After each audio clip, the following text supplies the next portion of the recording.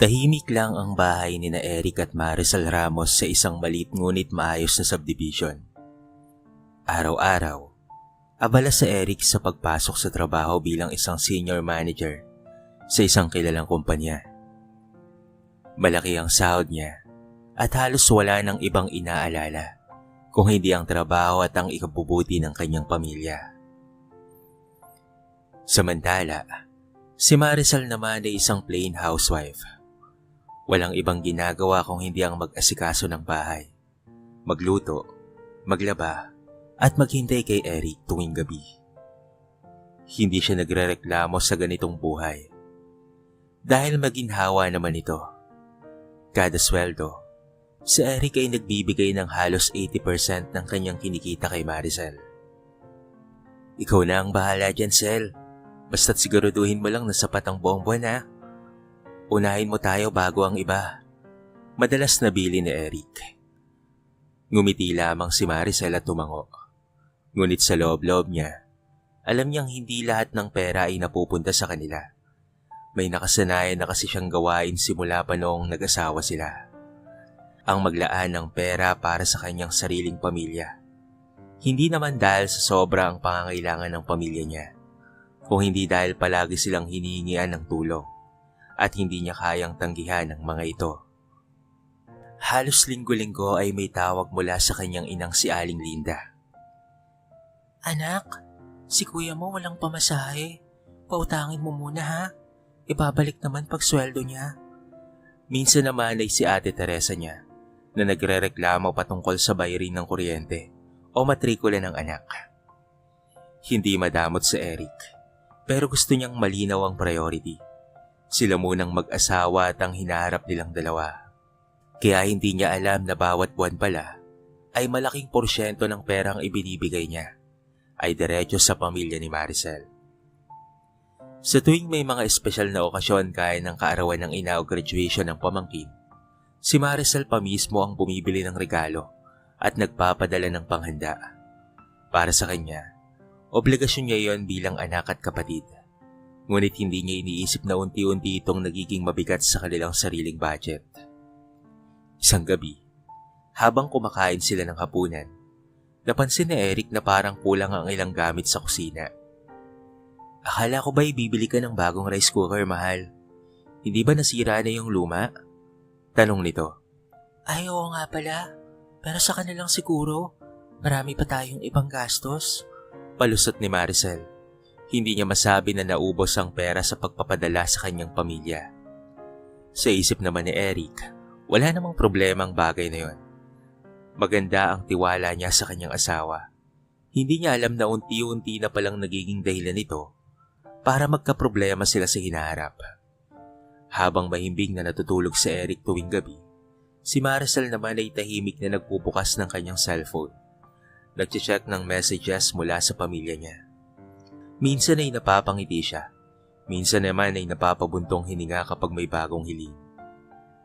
Hindi niya alam na darating pala ang panahon na ang simpleng pagsuporta niya sa kanyang pamilya ay magiging dahilan para mabasag ang tiwala ng taong pinaka-importante sa kanya. Umaga pa lamang ay abala na si Maricel sa kusina habang nagtitimpla ng kape para kay Eric.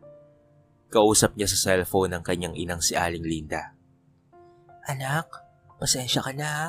Pero si Roland kasi walang pamasahe pamasok. Wala pa kasi siyang natatanggap na sahod. Malumanay pero may halong pag-aalala ang boses ni Aling Linda. Sige po, Nay. Ako na po muna ang bahala. Mahinang sagot ni Maricel. Pilit na itinatago ang usapan para hindi marinig ni Eric. Nang bumaba si Eric para mag-almusal, nakangiti si Maricel na parang walang pinuproblema. Isinilid na niya sa bulsa ang cellphone at iniabot ang tasa ng kape. May meeting ako mamaya, mahal. Baka hindi ako makauwi ng maaga, ha? Sabi ni Eric. O ito muna ang para sa'yo. Ikaw na ang bahala sa budget natin, ha? Iniabot niya ang makapal na sobre, puno ng pera, at walang kaalam-alam na parte nito ay hindi makikita sa loob ng bahay nila. Pagkaalis ni Eric, agad na nagbihis si Maricel at lumabas para magpadala ng pera sa remittance center. Hindi lang pamasahe na Roland ang ipinadala niya, kung hindi dagdag pang tulong para sa bayarin sa kuryente ng ate niyang si Teresa. Nang sumunod na araw, may text na naman mula sa pamangkin na hihingi ng pambili ng proyekto sa eskwela. Linggo-linggo ay ganito palagi ang sitwasyon.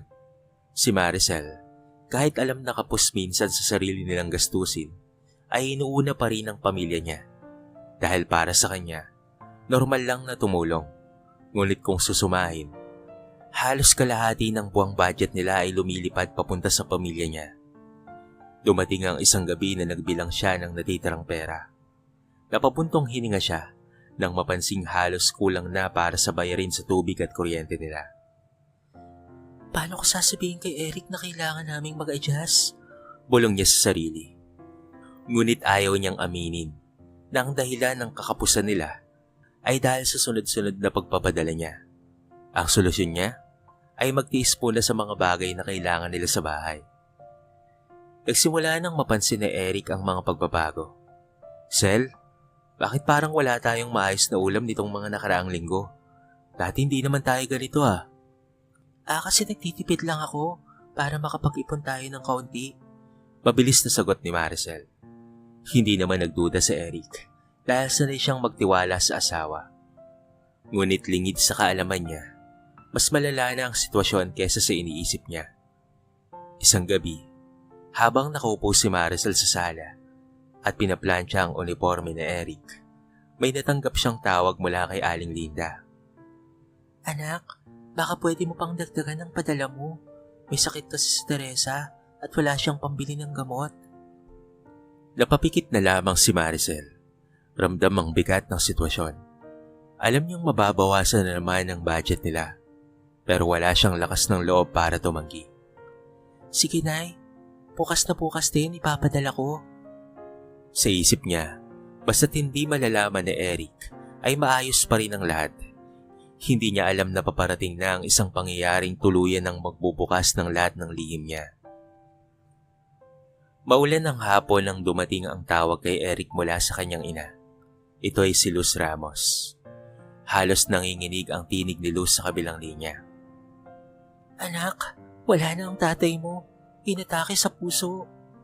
Parang nabingi si Eric sa narinig. Mabilis siyang nag-file ng leave sa trabaho at sumugod pa uwi sa probinsya upang ayusin ang burol ng kanyang ama. Si Maricel kahit may mabigat na iniisip, ay sumama sa kanya para magpakita ng suporta. Sa loob ng 7 araw na lamay, hindi halos makausap si Luz. Tahimik lang itong nakaupo sa gilid. Tila iniipon ng lakas para harapin ang susunod na buwan. Nang matapos ang libing, kinausap niya si Eric. Anak, wala na akong kasama sa bahay. At alam mo namang matanda na ako. Ayokong mag-isa anak. Hindi nagdalawang isip si Eric. Ma, sumama ka na lang sa amin sa Maynila. Mas mabuti yon para matutukan ka namin. Walang nagawa si Maricel kung hindi ang umiti. Oo naman ma, welcome ka po sa bahay. Pero sa loob-loob niya, nag-aalala siya. Alam niyang magiging mas mahirap nang itago ang kanyang lihim kapag laging may nakakakita sa kanya. Pagbalik nila sa Maynila, sinimulan ni Aling Luz ang pagtira sa kanilang bahay. Malugod siyang tinulungan ni Eric na ayusin ang isang kwarto para dito. Sa unang linggo, ay maayos naman ang lahat. May banding sina Luz at Maricel sa kusina. Nagtutulungan sa pagluluto at pamamalengke. Pero mabilis na napansin ni Aling Luz na may kakaiba sa paraan ng paggastos ni Maricel. Minsan pagkatapos nilang mamalengke, napapansin niyang wala halos na bibili. Pero mabilis na nauubos ang perang hawak ng manugang. Isang umaga, habang nag-uugas si Aling Luz ng pinggan, narinig niya ang boses ni Maricel sa sala. Nakatutok sa telepono. Mahinang nagsasalita pero halatang may pinag-uusapan na sensitibo. Opo, Nay. Bukas na lang po. Pero huwag mo nang sabihin kay Eric, ha? Natigilan si Aling Luz. At nakilig pa. Hindi niya masyadong marinig ang lahat ng usapan. Pero sapat na para magtaka bakit kailangang itago sa kanyang anak. Sa sumunod na linggo, napansin naman ni Aling Luz na may ilang gamit sa bahay na sira na pero hindi pinapalitan ni Maricel. Sel, akala ko ba ipipili ka ng bagong electric fan? Ang init na sa kwarto mo. Saka na lang ma. Marami pa tayong ibang gastos. Sagot ni Maricel. Pilit na iniiwasan ng tingin. Lalong nagtaka si Aling Luz. Alam niyang malaki ang kinikita ng kanyang anak at halos buong budget ay nasa kamay ni Maricel. Kahit isang hapon, nang mag-isa si Maricel sa sala at lumabas para bumili ng merienda, sinilip ni Aling Luz ang nakabukas na sobra na may pera doon sa may aparador. Napansin niyang kaunti na lamang ang laman. Gayong kakatanggap lang naman ni Maricel mula kay Eric. Ilang araw pa lamang ang nakakalipas. Tahimik lamang si Luz. Hindi pa siya magsasalita. Gusto muna niyang obserbahan. Pero sa puso niya, nagsisimula na siyang mag-alala para sa kanyang anak na si Eric. Hindi alam ni Maricel na ang pagsama ni Luz sa kanilang bahay ay ang siyang magiging dahilan para masilip ang matagal na niyang lihim. Mabilis ngang lumipas ang mga linggo. Ngunit kapansin-pansin kay Aling Luz na tila laging kapos ang perang hawak ni Maricel. Sa kabila ng malaking kita ni Eric, may mga bagay sa bahay na napapabayaan. Sira ang rice cooker, kulang ang mga gamit sa kusina, at minsan ay simpleng ulam lang ang nasa pagkainan. Isang umaga, habang naghahanda ng agahan, naglakas loob si Aling Luz na tanungin si Maricel. Sally, napapansin ko lang, malaki naman ang kita ni Eric, di ba? Pero parang lagi tayong kapos. May problema ba sa budget? Wala naman po, ma. Ganito lang talaga minsan. Marami po kasing bayarin. Bayarin? Eh dati naman ay sapat na. Sigurado ka bang dito lang sa bahay na pupunta ang pera nyo? Tanong ng matanda. Napalingon si Maricel, bahagyang nagtaas ng kilay. Ma, ibig mo bang sabihin, hindi ko alam ang ginagawa ko sa pera? Ako ang mahawak nito mula noon pa po. Ngumiti si Aling Luz, pero halatang may bigat ang tono. Anak, hindi naman sa ganon. Pero bilang ina ni Eric, may karapatan akong magtanong. Ayokong napapabayaan kayo. Tahimik ang natirang oras ng agahan. Pilit nang umiti si Maricel, ngunit ramdam ang inis. Sa loob-loob niya, ay nangingialam na ang ina ni Eric. Kinagabihan, habang magkasama sina Eric at Aling Luz sa sala, muli itong nagtanong. Anak, sigurado ka bang maayos ang budgeting nyo? Hindi ko lang maintindihan kung bakit parang laging kulang. Maayos naman siguro, ma. Si Maricel ang umahawak. Hindi ko naman siya pinagdududahan. Ayun nga ang problema, anak eh. Masyado kang tiwala. Wala namang masama doon pero dapat alam mo rin kung saan napupunta ang pera mo. Napatigil si Eric. Hindi niya ugaling questionin si Maricel. Ngunit halata sa tono ng ina na may pinaghuhugutan ito.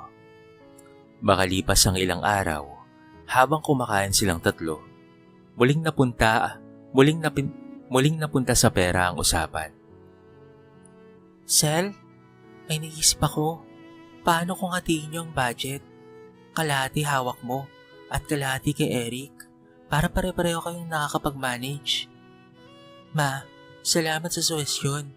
Pero kaya ko naman po. Saka baka mas lalo lang kumulo kung pareho kaming may hawak. Halos mahulog ang tinidor na Eric sa mesa. Sel, hindi masama yung suggestion ni Mama. Baka nga mas maganda para may transparency tayo. Dito na hindi nakapagpigil si Maricel. So ibig sabihin, hindi niyo na ako pinagkakatiwalaan? Ma, hindi ko alam kung bakit kailangan yung pakialaman to. Tahimik lamang si Luz, ngunit diretsong tumingin kay Maricel. Hindi ko ito ginagawa para saktan ka. Ginagawa ko to para siguraduhin na hindi kayo napapabayaan, lalo na sa Eric. Sa puntong yon, ramdam ni Maricel ang init sa pisngi niya. Hindi dahil sa hiya, kung hindi dahil sa inis. Sa isip niya, kung hindi lang siya nakatira dito, matagal ko nang sinabi sa kanyang lumayo sa mga bagay na hindi niya alam. At hindi niya dapat pinapakialaman. Hindi pa alam ni Maricel na magsisimula pa lamang ang totoong pagsubok sa pagitan nila. Dahil sa susunod na mga linggo, isang matinding ebidensya ang mahuhuli ni Aling Luz at hindi niya na ito palalampasin pa. Isang hapon, maagang umuwi si Aling Luz mula sa palengke. Habang papasok sa bahay, Napansin niyang wala si Maricel at tila nagmamadali itong lumabas. May hawak na sobre at maliit na bag. Hindi na siya nagtanong noon, pero sa kanyang isip, muli na namang may pupuntahan at tiyak na may kinalaman sa pera. Pakalipas ang ilang oras, bumalik si Maricel, pawisan at halatang galing sa labas. Iniwan nito ang bag sa sala bago pumasok sa kusina. Sa pagkakataong iyon, lumapit si Luz sa bag at bahagyang sumilip. Hindi siya nagkamali. May resibo ng padala sa remittance center. Nakalagay roon ang pangalan ng nanay ni Maricel, Linda Santos, at may halagang hindi biro. Halos kalahati ng natanggap niyang budget mula kay Eric ang ipinadala. Napapikit si Luz. Pinipigilan ang sarili na magalit kaagad. Pero alam niyang hindi na siya pwedeng manahimik. Pagdating ng gabi, hinintay niyang makauwi sa Eric bago siya nagsalita. Habang kumakain sila ng hapunan, inilabas ni Luz ang resibo. Eric anak, tignan mo. Ipaliwanag mo nga sa akin to, Selly. Kinakabahan si Maricel. Ano yan? Bakit mo pinapakialaman ng gamit ko? Hindi gamit ang pinapakialaman ko, Sel. Pera yan ng anak ko. At ayon dito, halos kalahati ng budget nyo ay pinadala mo sa nanay mo. Napatigil si Eric. Nakatitig kay Maricel. Totoo ba to? Oo, pero Eric, pamilya ko rin sila. May mga pangangailangan sila. Ayoko namang pabayaan sila. Pero Sel, hindi masamang tumulong. Pero paulit-ulit kong sinasabi na unahin natin ang pamilya natin. Tayo muna bago sila. Hindi mo man lamang sinabi sa akin. Tumayo si Maricel, umiwas ng tingin. Kung sinabi ko, sigurado akong pagpapawalan mo ko. Hindi ko kayang tiisin na walang matulong sa pamilya ko. Bumigat ang hininga ni Eric. Hindi mo ba iniisip na sa ginagawa mo, unti-unti mong inuubos ang para sa atin? Bakit mo tinatago sa akin? Kung sinabi mo lang, baka naintindihan ko pa. Samantala, mahigpit ang tono ni Aling Luz. Hindi ka lang basta tumutulong, Sel. Ginagawa mo silang palaasa. At sa ginagawa mo, ikaw ang nagsasakripisyo. Lalo na ang anak ko, pati itong tahanan nyo. Halos mag-init ang ulo ni Maricel. Ma, hindi nyo alam ang pinagdaraanan ng pamilya ko. Kaya sana, wag na kayong makialam pa. Tahimik lamang si Aling Luz, pero diretso ang tingin kay Maricel. Hindi ako manghihimaso kung hindi ko nakikitang nasasaktan ng anak ko. At hindi ako tatahimik habang ginagamit mo ang pera niya nang hindi niya nalalaman. Sa gabing iyon, hindi sila nag-usap na Eric. Si Maricel ay pumasok sa kwarto na mabigat ang loob, habang si Eric naman ay nanatili sa sala, nakatitig sa resibo ng padala. Ang tiwala na dati ay buo, ngayon ay may lamat na. Hindi alam ni Maricel na ang simula ng paglamig ni Eric ay magsisimula sa gabing iyon at mas lalala pa sa mga susunod na araw. Simula nang mabunyag ang patungkol sa pagpapadala ni Maricel sa kanyang pamilya, ramdam na niya ang malamig na pakikitungo ng kanyang asawa. Hindi na ito katulad ng dati na laging masigla at masayang umuwi. Kapag dumarating si Eric galing sa trabaho, diretso na ito sa kwarto o minsan ay nananatili sa sala kasama ang kanyang inang si Aling Luz habang nanonood ng balita. Sa pagkainan, madalang na ang kanilang kwentuhan. Kung dati ay may halakhakan at kamustahan, ngayon ay puro tahimik at maikling sagot lang. Nabayaran na ba yung kuryente? Oo, inaasikaso ko na. Sigurado ko bang dito lang sa bahay napunta ang pera? Napalunok si Maricel. Oo naman. Pero sa katotohanan, hindi pa rin lubusang tumigil si Maricel sa pagtulong sa kanyang pamilya. Hindi niya matiis ang mga tawag at text mula sa ina at mga kapatid. Minsan nagdadahilan siya kay Eric. Nabibili lamang siya sa grocery store. Pero ang totoo ay pupunta siya sa remittance center para magpadala. Mabilis ring umabot kay Aling Luz ang balita mula sa mga mata sa paligid. Mga kapitbahay na nakakakita kay Maricel sa labas na parang may ibang pinupuntahan. Sa tuwing babanggitin ito ni Aling Luz kay Eric, napapabuntong hininga na lamang ang anak. Hindi niya na alam kung papaanong kakausapin si Maricel nang hindi nauwi sa pagtatalo. Isang gabi, naglakas loob sa Eric na magsabi, "Sel, Simula ngayon, papawasan ko na ang ibinibigay kong pera sa'yo. Ako na rin ang magbabayad ng mga bills para naman masigurado kong sapat tayo. Ano? Ibig sabihin wala ka ng tiwala sa akin? Hindi sa wala akong tiwala, pero hindi na rin ako bulag. Kailangan nating ayusin ang finances natin. Ayokong mauwi sa wala ang lahat ng pinaghihirapan ko. Tahimik lamang si Maricel. Sa loob-loob niya, nararamdaman niyang unti-unti na siyang nawawala ng kapangyarihan sa bahay. Ang budget na hawak niya ay lumiit at ramdam niyang naapektuhan na rin ang relasyon niya sa pamilya niya. Makailang ulit na siyang tinawagan ni Aling Linda at ng kanyang mga kapatid. Nagtatanong kung bakit lumiit ang padala. Sa una, nagdadahilan siya na marami silang gastusin. Ngunit kalaunan, narinig niya mismo sa kabilang linya ang tampo. Ay nako, kung kailan ikaw na lang ang inaasahan namin, saka ka pa nagbawas. Wala ka na bang pakialam sa amin? Dito tuluyang napahinto si Maricel. Hindi niya alam kung dapat ba siyang masaktan o magalit. Hindi ba't asawa at ang kanyang pamilya na muna ang dapat niyang unahin? Pero bakit ganito ang trato sa kanya ng kanyang pamilya kapag hindi siya nakapagbibigay ng malaki? Habang iniisip niya yon, napatingin siya kay Eric na tahimik lang. Nakaupo sa sala kasama si Luz. Sa unang pagkakataon, naisip ni Maricel, paano kung tama sila? Na inuuna ko ang iba kaysa sa sarili kong pamilya? Pero bago niya masagot ang tanong na yon, may isang pangyayari na lalong magpapatino sa isip niya at tuluyang babago sa kanya. Lumipas ang ilang linggo mula nang bawasan ni Eric ang perang ibinibigay kay Maricel. Noong una, pakiramdam ni Maricel ay para siyang inalisan ng pakpak. Wala na siyang kontrol sa budget at mahirap magdesisyon kahit sa simpleng gastusin sa bahay. Pero higit sa lahat, mas mabigat sa kanya ang epekto nito sa kanyang sariling pamilya. Minsan, habang nag-aayos siya ng mga damit sa kwarto, tumunog ang cellphone niya. Si Linda ang tumatawag. Anak, bakit ngayon maliit lang ang padala mo? Wala na kaming pambili ng bigas dito oh. Nay, kasi sa Eric na ang may hawak ng halos lahat ng pera namin. Hindi ko na kontrolado tulad ng dati. Mainis na tono si Aling Linda. E paano na kami? Wala ka na bang pakialam? Dati kahit papaano, maaasahan ka namin. Pero ngayon parang wala ka ng silbi sa amin. Napayuko si Maricel.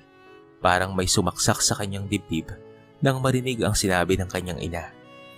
Hindi ba't siya ang palaging tumutulong noon? Siya ang nagbibigay kahit kapusta sila? Pero ngayon, dahil wala siyang maibigay, ganito na kaagad ang tingin sa kanya? Kinagabihan habang nakaupo siya sa gilid ng kama, napatingin siya sa picture frame ng kasal nila ni Eric. Doon niya naalala ang mga panahong magkasama nilang pinapangarap ang magandang buhay. Bahay na kanila, mga anak na maayos ang kinabukasan, at isang buhay na hindi aasa sa iba. Sa isip niya, bakit parang nakalimutan ko na yun? Bakit mas inuuna ko pa ang pamilya ko kaysa sa asawa kong palaging narito para sa akin? Ilang araw pa ang lumipas, sinubukan niyang makipag-usap kay Eric.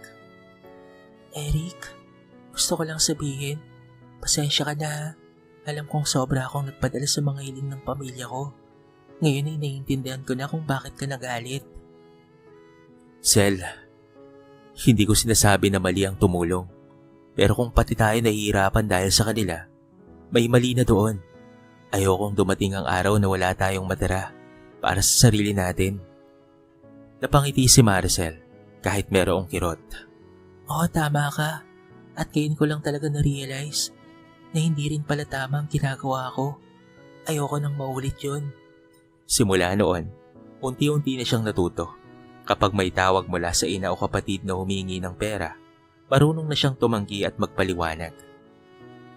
Nay, pasensya na. Pero hindi ko pwedeng ibigay ang lahat ng hinihingi nyo. Kailangan ko rin unahin ang pamilya ko rito. May tampos sa kabilang linya, pero hindi na siya tulad ng dati na natitinag.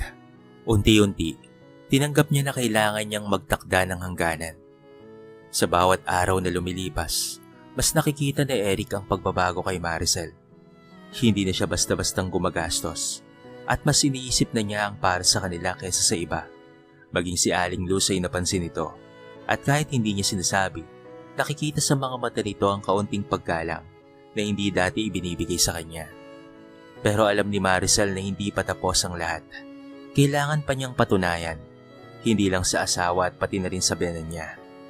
Kung hindi para sa kanyang sarili, na kaya niyang maging mabuting asawa at tagapangalaga ng kanilang pamilya nang hindi inuuna ang mga taong sanay umasa sa kanya.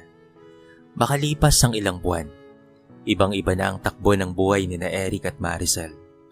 Ang dating malamig na samahan ay unti-unti nang bumabalik sa dati. Mas bukas na silang mag-asawa sa isa't isa patungkol sa pera at mga plano sa buhay. Ngayon, si Eric ay hindi na lamang bastang nagbibigay ng malaking halaga kay Maricel, bagkus magkasama na silang nagbabudget. Nakatakda ang pera para sa pagkain, pambayad ng bills, ipon, at kaunting pondo para sa mga emergencies. Ang natitirang kaunting halaga, yun lang ang para sa personal na gastusin ni Maricel at ng pamilya niya. Hindi naging madali ang pagbabago. Minsan tumatawag pa rin si Aling Linda o si Roland para humingi ng pera sa kanya. Pero matatag na si Maricel ngayon. Naipasensya na. Hindi ko pwedeng ibigay ang lahat ng hinihingi nyo. May sarili na akong buhay at kailangang alagaan. May mga pagkakataon na naririnig niyang may tampo ang ina at mga kapatid.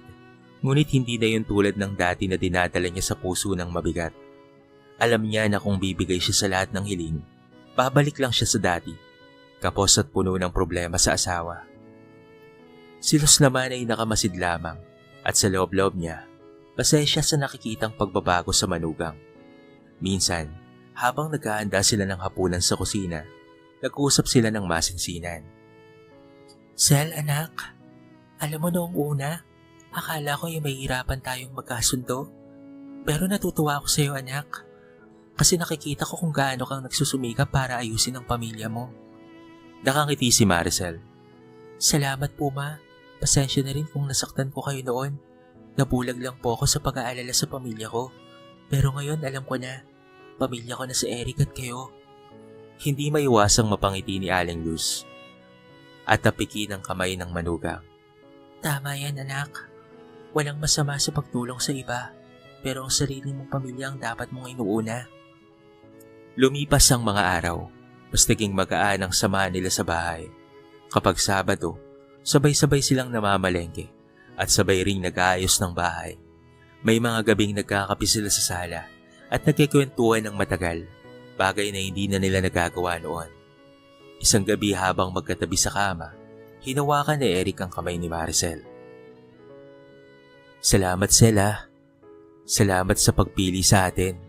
Alam kong mahirap para sa'yo, pero nakikita ko kung gaano ka nagsisika para maging mas mabuting asawa. Salamat din, Eric. Kasi binigyan mo ako ng pagkakataon na magbago. At salamat sa tiwala mo, kahit muntikan ko na yung sirain. Sa puso ni Maricel, malinaw na ang aral na nakuha niya. Ang tunay na pamilya ay hindi lang yung pinanggalingan mo, kung hindi ang pamilya mong pinili at pinili ka rin.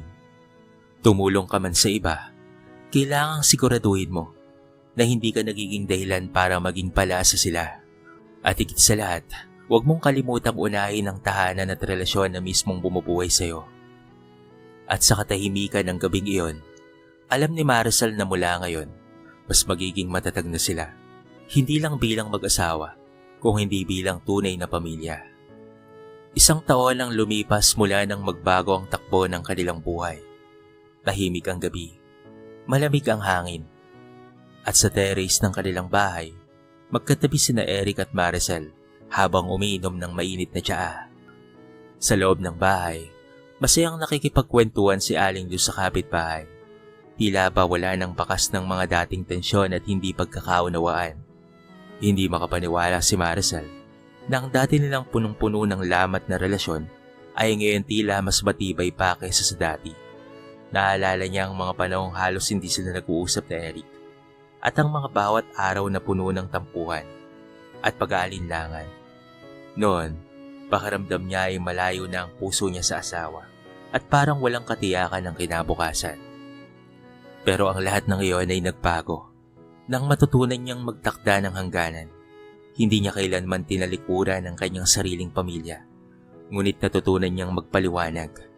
Tumanggi kapag kinakailangan, at higit sa lahat, unahin ang tahanan na pinundar nila ni Eric. Eric, salamat sa lahat ng pagtitiis mo noon ha. Kung hindi ka nagmatigas, baka hanggang ngayon ay hindi ko pa rin naiintindihan ang kahalagaan ng ginagawa mo. Nakangiti naman ang kanyang asawa. Hindi ko naman ginawa yun para pahirapan ka, mahal. Gusto ko lang makita mong mas mahalaga ang kinabukasan natin kaysa sa pansamantalang tulong sa iba. Pwede mo naman patirahin dito si nanay kung gugustuhin niya at kung gusto mo. Para naman hindi na siya mahirapan doon sa mga kapatid mo. May mga trabaho naman sila at may kakayahan silang magtrabaho para sa mga sarili nila na hindi na dapat pang umasa sa iba. Napangiti lamang si Maricel.